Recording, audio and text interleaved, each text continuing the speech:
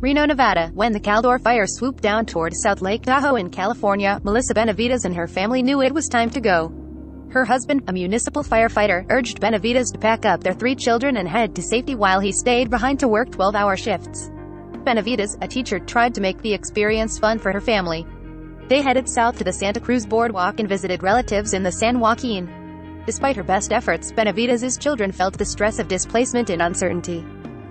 They have been acting out quite a bit, fighting with each other constantly, lots of mental and emotional breakdowns, she said. They're ready to be back to some normalcy. Relief for the Benavides family came about 9 days into evacuation when a friend told them about a free, pop-up day camp created for children displaced by the Dixie and Caldor fires. For nearly 2 weeks in September, Project Camp took up residency at the Terry Lee Wells Nevada Discovery Museum in Reno, a little more than an hour's drive from South Lake Tahoe. The camp welcomed dozens of children between the ages of 6 and 16, encouraging them to climb up a 2-story jungle gym, splash about a model of the local Truckee River and explore the galaxy through an exhibit developed in collaboration with NASA. It also paired children with volunteer counselors trained in trauma-informed care, who were prepared to address emotional outbursts and help kids cope with the stress of evacuating or losing their homes. And it gave parents a much-needed respite during the day, providing space to contact insurance companies, stay updated on evacuation orders and process fear and anxiety. Monica Jaworska plays with campers at the Discovery Museum in Reno, Nevada. On September 8, 2021, Jim stated NBC News. Children displaced by the Caldor fire play in a glider at the Discovery Museum, Jim stated NBC News. A child plays with a giant Scrabble board at the Discovery Museum, Jim stated NBC News. I haven't had a lot of downtime, but now I've been able to be by myself and go through my own emotions, said Lindsay Simon, whose 8-year-old son spent a week at the camp. When they're in a setting like this, he gets tired at the end of the day, so he's calmer at home, she added.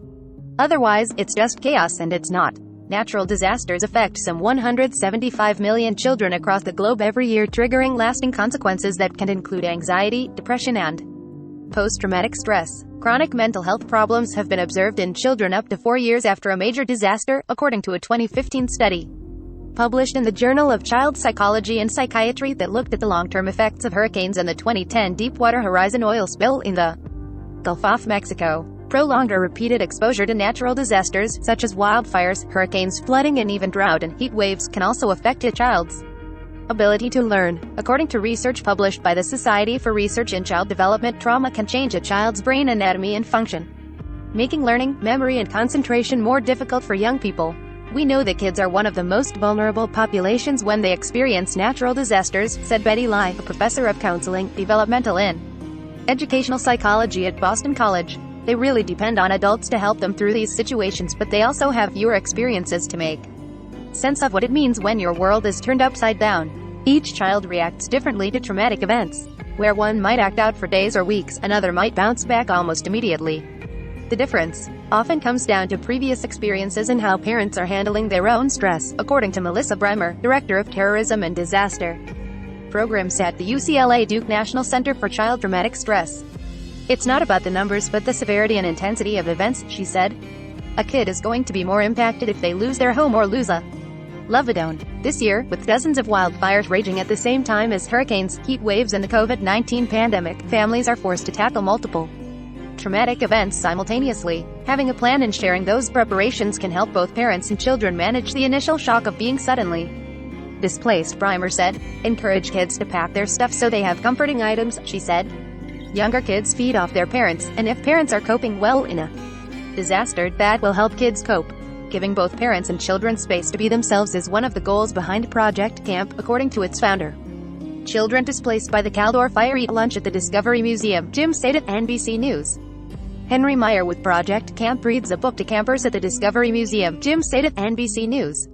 It first originated in 2017 following Hurricane Harvey, which killed 68 people and caused an estimated $125 billion in damage. The hurricane forced the closure of daycare programs and camps throughout the area, compounding emergencies for parents who badly needed help with their children and time to figure out what to do next in the midst of a 2-week disaster. Mike E. Latner, founder and executive director of Project Camp, was part of a national camp network when Hurricane Harvey hit. When colleagues in Texas put out an alert for help caring for children displaced by the hurricane, Latner flew from California to Texas to run logistics at a pop-up camp in Houston. During that hurricane, Latner helped feed some 350 children. The experience stayed with him, leading to a similar but smaller camp several months later. During the Tubbs fire in Northern California and then again in 2018 during the Woolsey fire in Southern California. Lautner hopes to eventually make Project Camp national with the goal of setting up sessions within days after a natural disaster strikes. Project Camp held 3 sessions in Northern California and Nevada this year during the West's historic wildfire season, which has consumed more than 3 million acres across a dozen states. Camp is a healing space, he said. They show up at the beginning of the day quiet and reserved, and at the end of the day it's actually hard to peel them away. They want to be with their friends. Children displaced by the Caldor fire play inside the Cloud Climber at the Discovery Museum, Jim said at NBC News. Counselors at Project Camp don't coax children to discuss their trauma, instead allowing them to explore whatever feelings might arise throughout the day. Each session includes a gratitude circle where children are invited to give thanks. The answers range from benign to telling. During one session earlier this summer, the boy said he was grateful for his house and then suddenly burst into tears. While firefighters were able to save the campus home from the Beckworth Complex fire, other children had lost theirs. The camper was filled with sadness and guilt after realizing his friends had not been spared. We don't break up moments like that, but we do try to facilitate a sensitive environment, said David Barron, communications director for Project Camp. Kids are naturally really good at it.